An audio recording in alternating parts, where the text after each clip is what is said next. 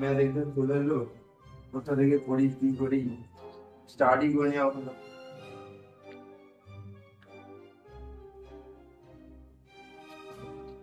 क्या हो गया, इतना टेंशन में क्यों घूम रहा है? अरे भाई मैथ का सीटी आ गया, सेम टू का। क्या पढ़ूं, कहाँ से पढ़ूं, कुछ नहीं समझ में आ रहा है। कुछ दिन बाद सेम भी स्टार्ट होगा, क्या करूं भाई। अरे भाई, इतने छोटी सी बात के लिए इतना सा टेंशन, तो कैसे इंजीनियर बनेगा तू?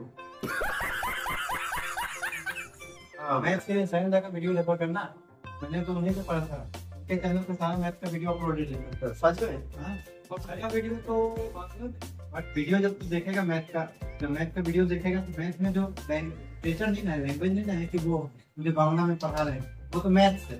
मैथ्स के लिए अगर कोई भी लैंग्वेज यूज करके करेगा तो तेरा नेक्स्ट स्टेप क्या होने वाला है, ऑटोमेटिक स्टेप कर देगा। तो तेरे शुरू में ऐसा लगेगा कि नहीं मुझे समझ में नहीं आएगा, मैं हिंदी का हूँ, मुझे इंग्लिश आता है तो मैं समझ नहीं पाऊंगा बांग्ला में है। लेकिन वीडियो को तू कंटिन्यू करके अगर 10 मिनट के लिए देखा फिर समझ में आएगा। और वही वीडियो का यूज करके मैंने सेम 1 में 80+ मार्क्स अटेम्प्ट करके आया भाई। लेकिन सिर्फ 6 वीडियो में पूरा मैथ्स 2 हो जाएगा, यही डाउट मुझे भी था फर्स्ट सेम में। लेकिन मैंने फर्स्ट सेम में वो वीडियो देखा 6 वीडियो, लेकिन मुझे बहुत हेल्पफुल रहा वीडियो। लेकिन ये डाउट है প্লেলিস্ট গুলো তো আছে ঠিক ছিল, এটা জন্য একটা স্ট্র্যাটেজি হলে ভালো হতো না, কিরকম শুরু করতাম কিরকম পড়তাম, তো এটা একটু ভালো হতো। बात तो सही है, হ্যাঁ होना तो चाहिए। তোমাদেরও কি এরকম সমস্যা? এক্সাম তো কাছেই এলো, চলো আমরা আজকে ম্যাথমেটিক্স 2 এর কি স্ট্র্যাটেজি হতে পারে আমি তোমার জন্য এনেছি। তো ম্যাথমেটিক্স 2 নিয়ে আজকে আমরা কথা বলবো এবং কোন জিনিসগুলো করবে তুমি ম্যাথমেটিক্স 2 এর জন্য 80+ 90+ স্কোর করতে পারবে। হয়তো তুমি ভাবছো তুমি সাপ্লিমেন্টারি দিতে চলেছো, কিন্তু আদৌ তা না। ম্যাথমেটিক্স 2 আসলেই খুব ইজি। আমরা একটা জিনিস নিয়ে কথা বলবো। প্রথমত আমরা তোমাদের জানাবো সিটি না সেমিস্টার কোনটা গুরুত্বপূর্ণ। তো সিটি সেম নিয়ে তো তোমরা জানতেই পারবে কোনটা কিভাবে পড়লে সিটি এবং সেমে তুমি নাম্বার ইমপ্রুভ করতে পারবে, অ্যাজ ওয়েল অ্যাজ কোনটা কত ওয়েটেজ, মানে কোন টপিকটা তোমার ছেড়ে যাওয়া উচিত না।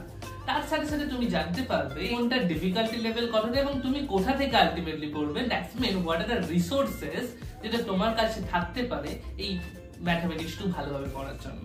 তো let's start with CT end semester. আমি তোমায় বলছি সেমের থেকেও বেশি গুরুত্বপূর্ণ তোমার সিটি, মানে যে ইউনিভার্সিটি আমরা পড়ছি সেখানে সিটির marks is very very important.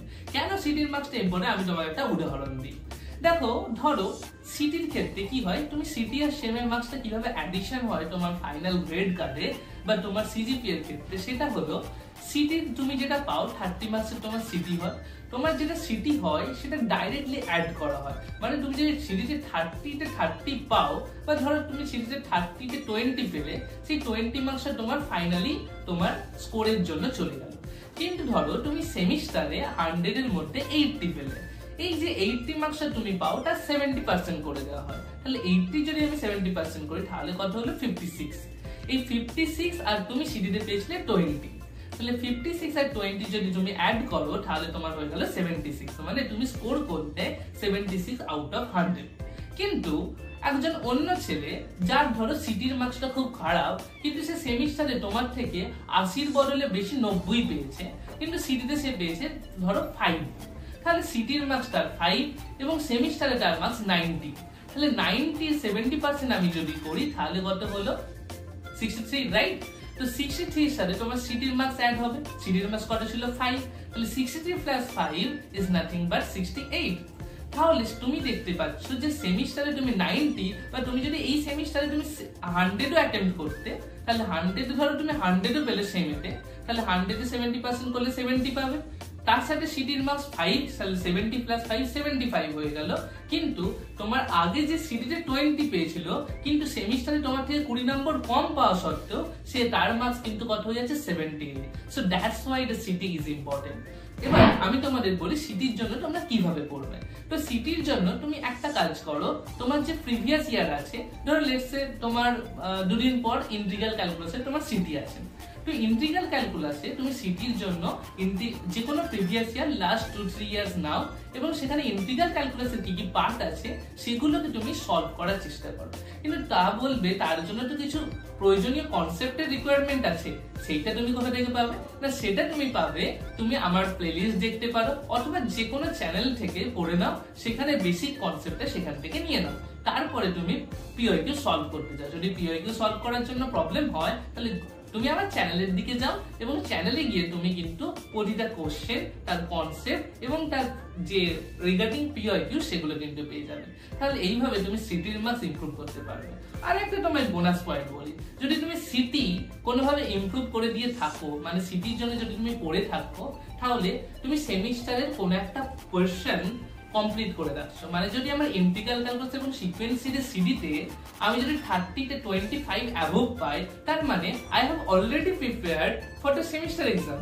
কারণ তুমি সিটির জন্য যেটা করছো সেটা পিওকিউ অ্যানালিসিস করছো, সেটাকে সলভ করছো, that's mean you are also preparing for semester examination. তাহলে তুমি যদি সিটির জন্য অলরেডি পড়ে থাকো, তাহলে তোমার সিটির মার্কসটা যেটা ফাইনাল গ্রেড কার্ডে উঠছে, যার ওয়েটেজ খুব বেশি, সেটাও অ্যাড হলো, অ্যাজ ওয়েল অ্যাজ তোমার সেমিস্টারের জন্য প্রিপারেশনও হয়ে গেল। নেক্সট কথা বলা যাক ওয়েটেজ নিয়ে। তো ওয়েটেজ এখানে আমাদের 4টে জেনারেল টপিক আছে। এক হচ্ছে ইন্টিগ্রাল ক্যালকুলাস, যেখান থেকে নাম্বার আছে 35 প্লাস নিয়ার অ্যাবাউট, ওকে। আর এই সিকোয়েন্স সিরিজ এই ইন্টিগ্রাল ক্যালকুলাসের সাথেই পার্ট 1 এর মধ্যে থাকে। সিকোয়েন্স সিরিজ থেকে নিয়ার অ্যাবাউট 15 to 20 মার্কস এই রেঞ্জে আছে। তার মানে সিকোয়েন্স সিরিজ এবং ইন্টিগ্রাল ক্যালকুলাস মিলিয়ে টোটাল হয়ে গেল 50 মার্কস। তারপরে পার্ট 2 এর জন্য আছে কমপ্লেক্স অ্যানালিসিস, যেটা নিয়ার অ্যাবাউট 25 মার্কস আছে। এই কমপ্লেক্স অ্যানালিসিস সাথে পার্ট 2 এর পার্টে আর কি রইলো, Fourier, Laplace transform, Fourier series, Fourier transform, এই টপিকগুলো যেগুলো একটু র্যান্ডম টপিক, যেগুলোর জন্য তোমাকে একটু বেশি এফোর্ট দিতে হবে, সেটা থেকে আরো 25 অথবা 20 to 25 প্লাস এরকম আসে। তোমাকে আমি তোমার স্ট্র্যাটেজি বলি, কোন সিকোয়েন্স তুমি ফলো করবে তোমার স্কোর A প্লাস অথবা তোমার স্কোর যেটা 80 প্লাস ডুয়েবল বা 90 প্লাস ডুয়েবল, সেটা হলো প্রথমত তুমি ইন্টিগ্রাল ক্যালকুলাস চাও। ইন্টিগ্রাল ক্যালকুলাসের যে কোনো জায়গা থেকে পড়ো, তারপর আমার লেকচার দেখো, সেখান থেকে you will get some concept about how to solve the PYQs. সেই পিওকিউ সলভ করার পর যে কোনো লাস্ট 3টে ইয়ারের পিওকিউস তুমি সলভ করার চেষ্টা করো। যদি তুমি সলভ করতে পারো, তার মানে তোমার প্রিপারেশন প্রায় অনেকটা হয়ে যাবে। যদি 70% সলভ করতে পারো, তাহলে তোমার এই লেভেলে প্রিপারেশন অনেকটা ভালো। তারপরে তোমার যদি কোনো ডাউট হয়, ask me in our Telegram channel. আমি টেলিগ্রাম চ্যানেলের লিংক আমাদের ডেসক্রিপশন বক্সে দিয়ে দেওয়া হবে। তো তোমাদের এটাই বলার যে তোমরা ভালোভাবে ইন্টিগ্রাল ক্যালকুলাসটা প্রথমে পড়ে নাও। ইন্টিগ্রালের 35 এর মধ্যে 25 প্লাস স্কোর করাটা ইজি, আর বাকি যে 10 মার্কস এটা তোমাকে বারবার পিওকিউ অ্যানালিসিস করে এবং সেই ধরনের সিমিলার কোশ্চেন সলভ করতে হবে। আমি তো বলবো integral calculus is very easy and you can start with integral calculus. পরে হলো সিকোয়েন্স সিরিজ। সিকোয়েন্স সিরিজ আর কিছুই না, ওই ক্লাস 11 12 এ তুমি যে নরমাল জিনিস পড়েছিলে তারই একটু এক্সটেনশন ভার্সন, এবং সিকোয়েন্স সিরিজের 15 to 20 মার্কস আছে, ইউ ক্যান ইজিলি স্কোর।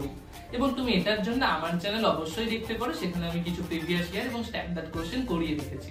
এছাড়া যে কোনো চ্যানেল দেখে আমার লেকচার দেখে নিতে পারো, তারপরে পিওকিউ সলভ করতে পারো। যদি নিজে সলভ হয়ে যায় দ্যাটস গুড, যদি না হয় you can take help from my videos.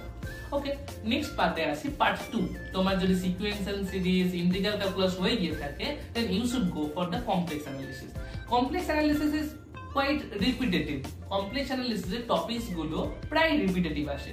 সেই টপিকসের কোশ্চেন আমি রিপিটেটিভ বলছি না, কিন্তু টপিক গুলো রিপিটেটিভ। তাই তুমি যদি টপিক যে কোনো জায়গা থেকে একটু ভালোভাবে পড়ে নাও, তোমার স্যারের দেওয়া কোনো পিডিএফ বা আমার চ্যানেল থেকে, তারপরে কিন্তু তুমি ইজিলি পিওকিউ সলভ করতে পারবে। দেখো, এই কমপ্লেক্স, ইন্টিগ্রাল আর সিকোয়েন্স মিলে তোমার দেখবে তুমি 65 70 এরকম স্কোর করা শুরু করে দিয়েছো। তারপরে তোমার ফুরিয়ার সিরিজ, ফুরিয়ার ট্রান্সফর্ম এবং জেড ট্রান্সফর্মের মধ্যে এই যে বিভিন্ন ছোট ছোট পার্ট গুলো আছে, এগুলো থেকে আমার মতে 15 প্লাস স্কোর করা ইজি। তুমি যদি ওগুলো থেকে 70 স্কোর করতে পারো, তাহলে 85 প্লাস স্কোর তুমি এইভাবে করতে পারবে। তার জন্য তুমি কোথায় যাবে? ফুরিয়ার সিরিজ, ফুরিয়ার ট্রান্সফর্ম এবং ল্যাপ্লাস ট্রান্সফর্মের কিছু প্রয়োজনীয় কনসেপ্ট এবং যেগুলো রিপিটেটিভলি প্রতি ইয়ার আসে, প্রায় সববারই আসে, সেগুলোর জন্য আমি একটা ভিডিও বানিয়ে রেখেছি। তুমি আমার প্লেলিস্টে যাও ম্যাথ টু, সেগুলোকে দেখো, তাহলেই কিন্তু তুমি বুঝতে পারবে কোন জিনিসগুলো রিপিটেটিভ ওয়েতে আসছে এবং সেগুলো কিভাবে সলভ করতে হবে। So that's all. আমরা এই 4টে টপিক কিভাবে স্কোর করবে সেটা তো তোমাদের বলেই দিলাম। Next, resources. What are the resources? তোমরা কোথা থেকে পাবে? আমি বলে দিলাম আমার চ্যানেলের নাম, অথবা তুমি যে কোনো চ্যানেল থেকে পড়ো।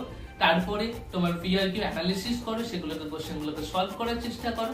দেন let's talk about the mock test. আমি তোমাদের জন্য মক টেস্টও নিই, তোমরা হয়তো অনেকেই জানো, অনেকে জানো না।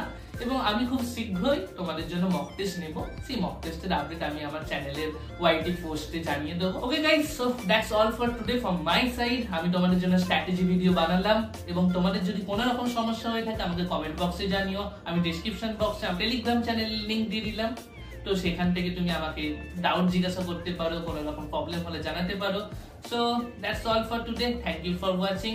আর আমাদের চ্যানেলের যে মক টেস্ট আমরা নেব সেটার নোটিফিকেশনের জন্য অবশ্যই কিন্তু ওয়াইটি পোস্টটা চেক করতে থাকো এবং নোটিফিকেশনটা অন করে রাখো। চলো, থ্যাংক ইউ ফর ওয়াচিং।